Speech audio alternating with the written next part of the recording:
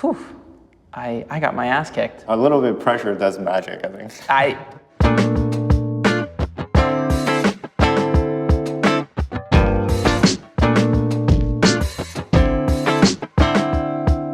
Welcome to the show. We are so excited to have you. How are you feeling? Good, thanks for having me. We're here now, but I want to start at the beginning. Take us back to young Xiao. You grew up in China. Do you have any memories of when you began to notice details that others did not? So I really loved playing with bugs when I was little. That's kind of something that within my friend group, like I'm the only one. You know, the other people are like playing like soccer or basketball or whatever. I'm always just digging around in the grass and the dirt, and it's like, hey, there's a spider, or like there's like a centipede or whatever. So I guess maybe that answers your question. Yeah, that leads me to ask, did you, I feel like your work has so much multi-chrome lighting. Did that fascination lead you to get interested in beetles that all have the duochrome on them? Is that where that kind of started? No, I think that's just kind of, I've always had this fascination about like the little things. Okay, like, and that's details. Mm-hmm. But my interest in art is kind of didn't really have directly had to do with that. I think that is more of a personal quality that kind of seeped into my work naturally. Now, do you remember your first ever art class? Yeah, I was, I think I was maybe 7, and I would take these weekend art classes, and I really enjoyed them. Did that teacher, or did you have any other art teacher that really pushed you to follow art? The first teacher who truly pushed me to pursue art was it was not until high school. I had a wonderful art teacher who was very really had a vision for art, and he really pushed all of us. I think there wasn't a time that I didn't want to do art my whole life. My entire life since I was little, I've always wanted to do art. So it's never a question. Now, you had said when I was asking you some of our social media questions that your advice to your 18-year-old self was to not feel guilt for wanting to paint. Was there a lot of guilt? I think around that time, because my art education in my teenage years was very academic, and I think by 18, 19, I've gotten to a point that I was thinking, I don't really want to do this because it felt like such a rigid system, and I wanted to do more maybe conceptual, experimental stuff. Our education at a time in China in general is very academic. Mm-hmm. Yeah. Okay, so you left China, you left Beijing to get your BFA. How old were you when you moved? I was 19 when I moved to Glasgow. And I'm always very curious to hear what motivates people to go abroad for college. Mm-hmm. What was it for you? I didn't think I fit into the art education system back then, like where I grew up. And I just wanted to pursue something a little bit different. And what about Glasgow felt different? I've never been abroad before at that point, so I didn't even fully had a concept of what Scotland was like at all. And so I basically went into it blind.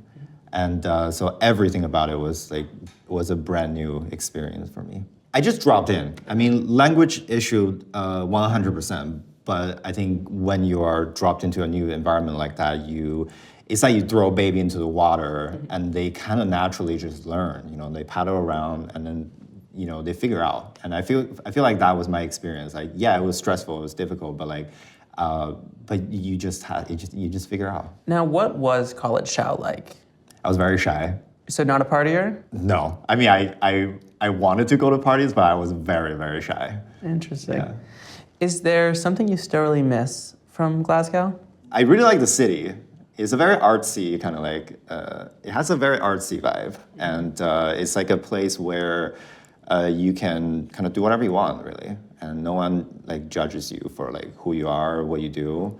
It's kind of like New York City, but a much more chill version. So you studied at San Francisco Art Institute and you received your MFA in 2015. Mm-hmm. What pushed you to America rather than somewhere else in Europe?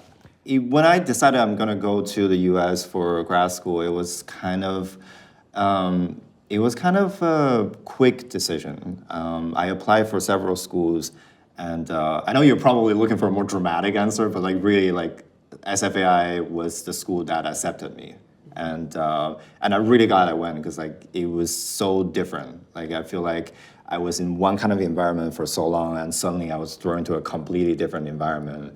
And I'm just really glad that I get to have so many different kind of period like in my life that I can really like distinguish them. Do you feel there's a unique distinction between like the technical education in China versus the education you got in Glasgow and San Francisco, or was there like what is the compare and contrast?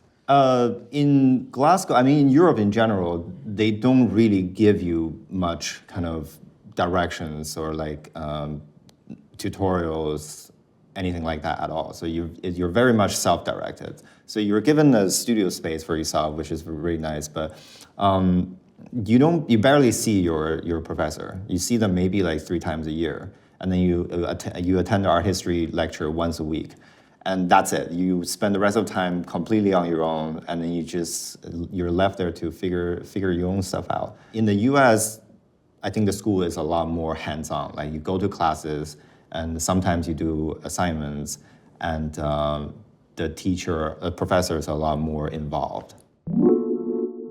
We're gonna do a little painting segment or competition, depending on how competitive you are. How competitive? We don't want to know. Okay. So I'm gonna get my ass kicked. Xiao and I are going to paint 3 still lifes. The first 2, we're gonna have 2 minutes to paint, and the last one, we're gonna have 3 minutes to paint. Xiao, we have a little bit of a twist though, as you can see right in front of us. We have kitty paint. Never used them before. That's crazy, because I'm actively here just like huffing these, nostalgic for my childhood. And they are Crayola, not sponsored, but we would love to be Crayola. Please sponsor us. Before we started filming, I was complaining that this is a little loose. So how do I fix it? So sometimes when you get these cheap canvases and they're like kind of saggy, so the easiest way to deal with that is just have a little water. This is great because this is kind of warm. So a little bit of warm water on the back, and then you just rub it in. Try to rub it in a fiber, right? Like make sure it's not just beating and kind of flowing around. Just rub in, and then excess water, just wipe it off with paper towel. And it maybe take like a minute or so, but then this happens, so like the canvas become like really tight. Oh my God, that is incredible. So that also fixes like a finished painting too. So if you're finished painting because of like maybe like a season or like climate reason, it become like wrinkly. So that fixes it too. Amazing advice, everybody, from Xiao. Alrighty, we're gonna start soon. We're gonna start with something that you should feel very comfortable with. A pineapple, orange, Not cut in half. Not cut in half. Not cut in half, yeah. But very nice and normal. Yeah. It should be, the show's got a bunch of them, so you should know how to paint this very well. I'm gonna try my absolute best. This will be the smallest painting I've ever done. That's gonna make it even more valuable when I need to pay for the 3rd season. Alrighty, we're good on the timer? All right, start the timer. We're starting now. You ready? Okay, yeah. So, does this make you think of anything from art school? Maybe a little bit of life drawing, because life drawing is very, very fast. Sometimes you're given maybe 20 seconds, and sometimes you're given, like I've done life drawing that we were only given like 10 seconds. And the first time I did it, I was like, what can you do in 10 seconds? And then, you surprise yourself.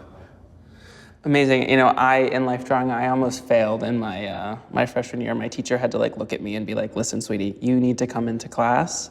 Like, you need to come outside of class more than you already are. And I was like, I come every day. And she was like, it's not enough. My friend ended up having to just sit with me and draw with me. Yeah. So I'm definitely going to just absolutely crush this right now.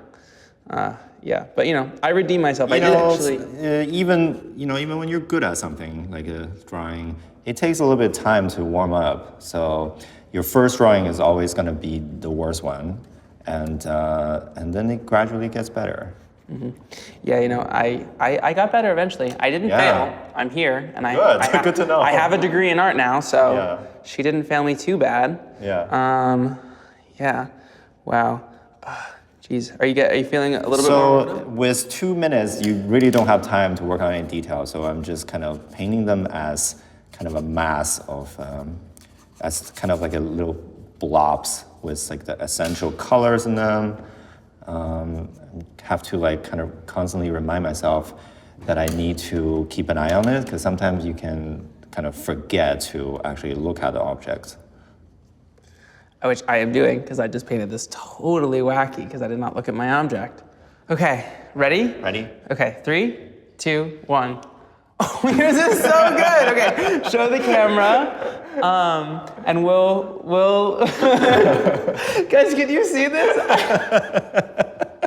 I was kind of worried, honestly. You were worried that what? I was gonna beat you? Because I've never done something like this before. Actually. Look what I painted. This is what I did sculpture for a reason. Oh, okay, Yeah. I did video. Better than I expected. Okay. To say, yeah. Are you feeling warmed up? Sure. Yeah. Okay. So our next object, I actually stole from my neighbor's china cabinet because I thought it'd be really fun. We have this elegant little sugar bowl. Yeah. Alrighty. Good to go? And 3, 2, 1, go. Now, for the audience listening, can you just explain how you're going about this right now? So first of all, I wet the surface of the canvas to kind of just make the flow a little bit easier because the canvas is a little rough. And now I'm just I'm taking a little bit different approach this time. I'm actually sketching out the shape of this teapot. So somehow it's kind of turning green. Don't know why. I'm more kind of painting the negative space instead of the positive space, because the teapot is like white. So this may come out very, very abstract. I don't think it's gonna be more abstract than whatever it is that I'm doing over here. Oh, you'll be surprised. I'm just I wanna get the flowers. I was like, that's gonna be my goal, is to get a flower on so that people can recognize it. I may have over wet my canvas. I just had to dab mine as well. I was like, now it's like kind of a blob. I got quite overzealous as well. Yeah. Oh, wow. And so you're painting the negative space. I'm struggling to paint the negative space, but I think I put too much water on the canvas. Yeah, I'm like. I have no idea how much time we have left. Yeah, no, you don't have to tell me. It's okay. 'Cause I told them not to tell us, but Yeah, it's okay. It's okay. if it's killing you, I'll break my rules. Wow, I gotta give it to whoever made this thing. They made it very, very difficult to paint. Yeah. Okay. Alrighty. I've got something going on over here. I've got maybe what could be a teapot. I'm trying to get these little leaves in right now. Yeah. I feel I'm painting the ghost of a teapot, if that makes sense. Yeah, I think that does. Because you know, it's white on white. Oh. Okay. Guys, this is really bad. This is not as good as This is so bad. This is actually kind of hard. Okay, ready? 3, 2, 1. Okay, I think that's actually quite special. Okay. Quite special. I think that's quite Special good or special like. So, for our third and final round, I wanted to pay homage to the show, Seeing Through, and we're gonna see through this little absinthe glass right here. I originally thought it was actually an American Girl doll glass, but I guess not. All right, timer, are we ready? Shower, are you ready? Sure. Alrighty, 3, 2, 1, paint. So this is going to be 3 minutes, correct? Yeah, so you obviously are gonna have time to fully render it in entirely high detail. Oh yeah, I'm going to do a month's worth of work within 3 minutes. Would you say this is at all similar to your ideation process, the speed at all? I do work faster than most people. I think when I tell other people I'm not as hardworking as they think I am, they're usually pretty surprised. I do paint it like pretty fast for the kind of work that I do. Amazing. Are you feeling? Are you enjoying this at all? Yeah. Okay, good. That's my Like a little bit pressure actually does do something. You know, you said you were competitive. Yeah, I am competitive. Competitively whooping me right now. Yeah, as I'm drawing this, I'm like, maybe my professor was right. She's gonna be rolling in her. She's not dead, but I was gonna say rolling in her grave. She's alive and well, though. Hi, Kathy. Love ya. Yeah. You getting any war flashbacks to your days of art school? Wait, what did you say? Any war flashbacks? War flashback? Yeah, like right now I can just like I'm in Alfred, New York, freezing my butt off in the barn drawing right now. Just I remember my first critique. It was definitely a disaster. Was it a disaster on someone's part or? The first time that I had to speak up because I was quite shy, and then at some point the teacher was like, "Okay, everyone have to speak." So I was like, "Oh man!" And the first time I spoke, it was a disaster, necessary disaster. My first big critique. This kid walked up and smudged this other girl's painting, and we all just Wait, are you serious? Yeah, he walked up and he was like, I just feel like this part isn't that good. No. And he walked up and he wasn't like aware of his hand, I guess, and he totally. Oh, it wasn't intentional. No. But he dragged pretty far before he realized he was doing it. I'm gonna break the rule of painting that I'm gonna use black. I'm beyond that. Oh, that is so bad. Oh. Okay. Alrighty. Okay. 3, 2, 1. Oh my God. I painted the negative space. Yeah.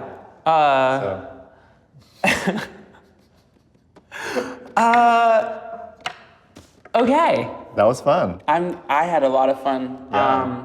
I'm glad you had fun. That was wow. I got my ass kicked. A little bit of pressure does magic, I think. Some sort of magic happened on my front. After your MFA, did you stay in San Francisco for a while before moving to New York? Okay. What kept you there? I love the city. It's very kind of tech-oriented now, but at the time when I was living there, it's still very bohemian, very like kind of free-spirited. I loved California, and so a lot of people did leave. They either like moved to like Portland, New York, or like LA, but something told me that like I wanted to stick around longer. Did you find that as like money started pouring into the city, that collectors started to come, or? Not really. Okay. The art resource in San Francisco, in the Bay Area in general, has always been pretty like scarce. Mm-hmm. At some point, you were collected by HSBC Bank. Mm-hmm. I just thought that was really crazy because that's a huge bank. Was that while you were living in San Francisco? No, that was only maybe a year and a half ago. So they have purchased from a show in London at a time. Mm-hmm. So you moved to New York in what year?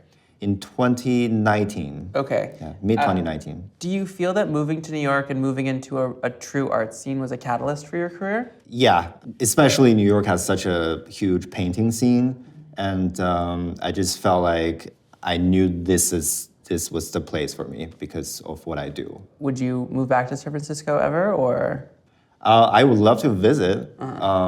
Living there, I'm not somebody who like to backtrack in my life. So if I move, I want to like move on to somewhere new. But like San Francisco has a special place in my heart, so I like to visit there. Yeah. I know that post-Enlightenment art has been a consistent reference in your practice.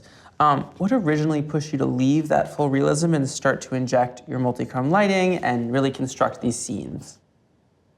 That's a good question. I think every year, some different elements kind of comes into my work. So my work has always been this like kind of ongoing structure. I keep adding things to it.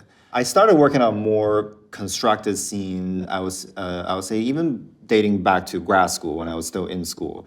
The scenes that I built in my painting has always been constructed. So at the time it was a lot more simple. So it's just like maybe a figure and maybe one or two more elements, even for larger like paintings.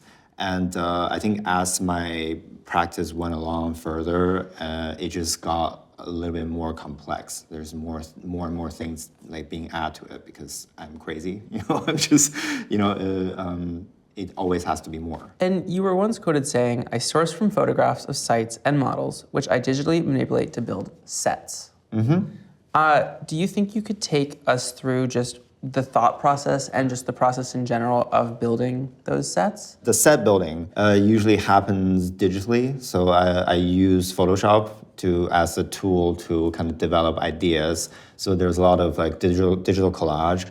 and a lot of moving things around. Yeah, I usually like kind of start from somewhere that I know vaguely what I want to do. I have kind of a vision about what this painting is going to sort of look like. Then I'll start collecting materials, do photo shoots, and then I'll have these kind of folder of like resources. Particularly for large painting like this, the resource collecting process can take maybe like several months while I work on other pieces. And then there was a long process of kind of like trying different compositions and maybe sketching in the sketchbook. And then sometimes one idea would just click. And then when that idea clicked, then I'll keep building on top of that idea. And then it gets to a point that I feel like is ready to go onto the canvas that I do. And all the people in your paintings you have prior relationships with. Are you, when you're doing your scribbling, are you thinking of who you want to include? Sometimes. Sometimes I have a very clear idea of this person I want to paint, and then I think about the setting that this model is going to be in. I paint my friends, people who are close to me. It's really, I don't know, that's kind of instinctually almost. It's like, oh, I think this person might look really good in this place, or like for this painting, I want to include this person. So a lot of time it's not like there isn't like a very clear reason. Since you use models that you know and that are your friends that you have relationships with, do you find comfort in painting people that you know? Absolutely, yeah. It's painting people is like a very personal experience for me. So I feel like when I paint someone I know, like it means so much more to me, like for the painting and for me. So when I paint someone I don't know, I feel like part of that kind of process is missing, you know. A little birdie told me that you have quite the endearing story about supportive parents, maybe even your father. That's a really funny story. So basically what happened was my parents retired recent years, and now they finally have time, and they're trying to understand more of what I do, because art is not that like a very transparent career, and they're putting in efforts. So they started going to art openings and art fairs. So my dad is very much of like a social butterfly and very extroverted. His career had nothing to do with art. He's a professor. Then he would just very innocently go up to these people who are working at the gallery booth, and then just have casual conversation about them, like asking about them random things. And then at the end of the conversation, he will casually drop my name. And when he told me that, I was really embarrassed. Like, please don't do this, But then because he did that, he actually got me a connection. And because of that, I have a group show coming up because of my dad is like so like extroverted, and it actually helped my career. You play guitar. I used to play guitar. Kathy told me that you're going to say you used to, but the guitar still exists in your apartment, right? Yeah, it's still a guitar in the living room. Mm-hmm. Yeah. Because I feel like when I look at your paintings, I feel there's like a musicality to them. I'm really drawn around the canvas. I'm dancing around it with my eye, like there's an orchestra in my head. And I just feel like, is there any influence that the guitar has on your work? I actually haven't thought about it, but the kind of the dancing musically in the painting you're referring to probably have more to do with how I play with composition. So if you look at like a Renaissance painting, it always kind of try to direct you to different places on the canvas. So you're not always just being told to just look at one point. So there's always something that point you to different places. And I've always been very conscious of that. So for something large like this, it's very important to make sure when the viewers look at a painting, they don't spend all their time on one thing and then forget about the rest of the picture. So if you're like looking at one thing, in my painting, you usually can expect that thing is also kind of directing your attention to something else, and then that something else will take you to like another place. So that kind of like, help you do like almost like a dance on the picture. I think that's why I feel, in the intro I said I get lost in your paintings. I'm stuck on them forever. I think that's why you have such a magical ability to keep people engaged as long as possible. With a painting like this, do you have an ideal direction you want someone's eye to move? You mean this piece particularly? Yeah, just this one behind us. This one is based on a very triangular composition. So if you look at this painting from afar, the structure of the painting is like kind of like this, right? First of all, it divides the canvas into a couple of different sections. And then within these sections, there are smaller elements, and then they kind of direct to different parts of the picture. So that's my initial idea about the composition. Mm-hmm. Now, back to the music really quickly. You occasionally make music with Kathy, correct? We sometimes play a little music late at night. Does it exist anywhere? No. No? Okay. When I first... It's strictly for entertainment for each other. And that's lovely. Yeah. I think I would have love. I would press you more, but I can sense that we're not going to get it.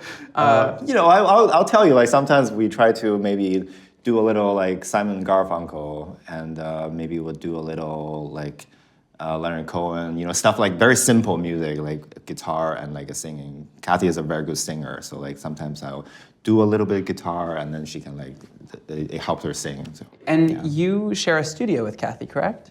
We don't share the same space, but we're in the same structure. Mm-hmm.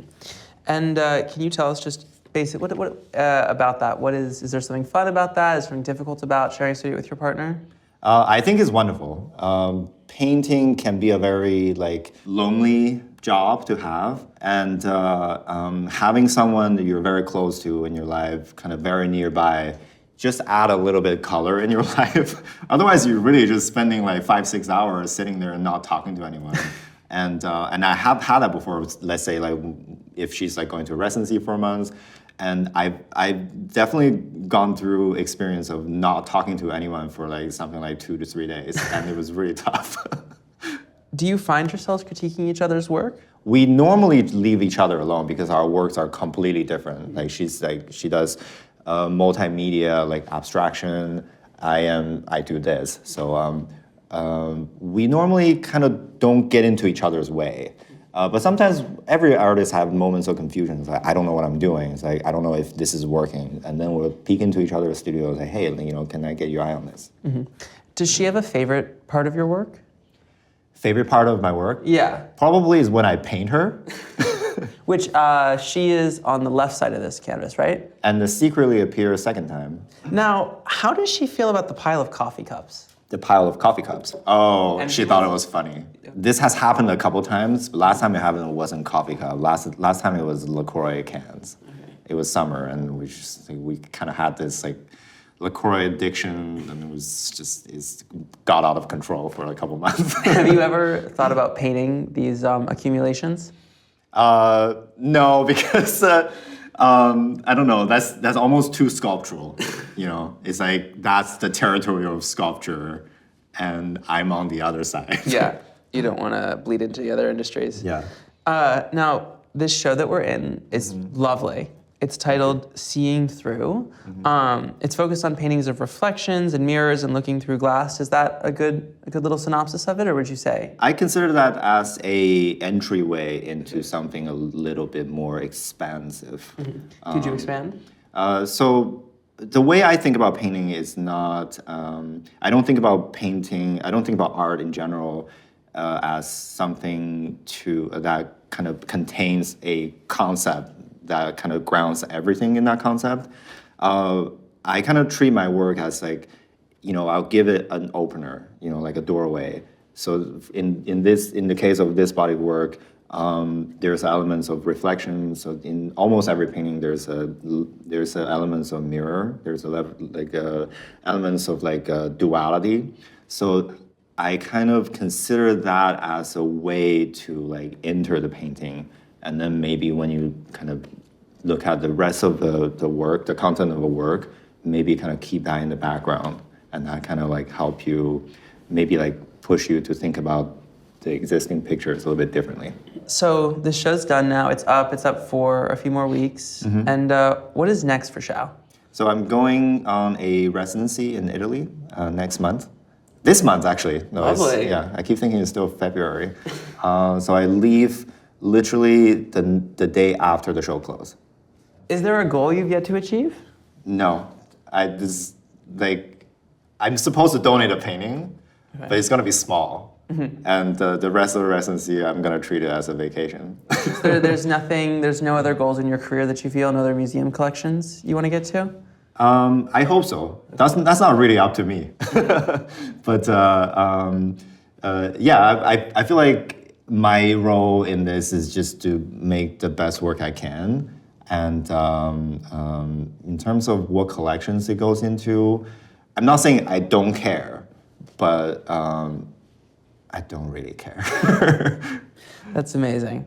Now, where can our audience find you? I'm on Instagram still. At Xiao Wang _artist. Lovely. Twitter, Blue Sky, website, anything else? No. You have your website though. Oh yes, sorry, I do have a website. I need to update it. It's xiaowangartist.com. Okay. Yeah. Thank you so much for joining us. Please don't forget to like, comment, and subscribe on YouTube and Spotify. Follow us at Filling the Blank Show on Instagram or at Filling the Blank on TikTok and Blue Sky. And our website is up as of a couple days ago when we filmed this, fillingtheblank.co, FILLINGBLANK, or FILLINGTHEBLANK.co. You can see a lot of great things on there, read all about us, and join us every week. Thank you so much, Xiao, for joining us today. We're going to get ready for your walking tour. Take us around the gallery. Yeah. And the show's phenomenal, and bye-bye now.